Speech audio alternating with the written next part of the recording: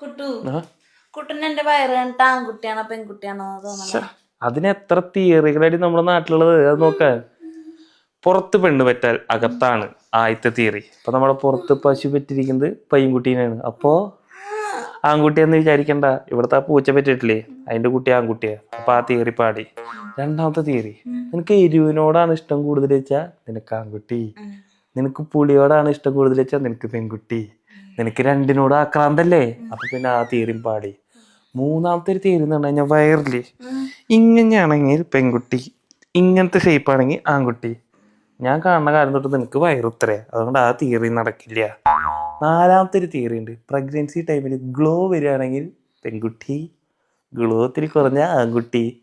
ഞാൻ നിന്നെ കാണുന്ന കാര്യം തൊട്ട് നിനക്ക് ഈ രൂപം വലിയ ഭംഗി മാറ്റമൊന്നും ഇല്ല, അപ്പൊ ആ തിയറിയും പോയി. അഞ്ചാമത്തെ തിയറി, എന്റെ പണ്ടത്തെ കാമുകിക്ക് കുട്ടി ഉണ്ടായെന്ന് പറഞ്ഞപ്പോ നിനക്ക് ആ കുട്ടീനെ കാണാൻ തോന്നിയില്ലേ? അത് ആൺകുട്ടി ആയതുകൊണ്ടും പെൺകുട്ടി ആയതുകൊണ്ടല്ല, ആ കുട്ടിക്ക് എന്റെ ചായ ഉണ്ടോ എന്നുള്ള സംശയം കൊണ്ടാ. നിനക്ക് ബാക്കി കാര്യങ്ങൾ അറിയണ്ടേ? കുട്ടു കുട്ടന് എന്റെ വയറ് കണ്ടിട്ട് ആൺകുട്ടിയാണോ പെൺകുട്ടിയാണോ തോന്നണേ?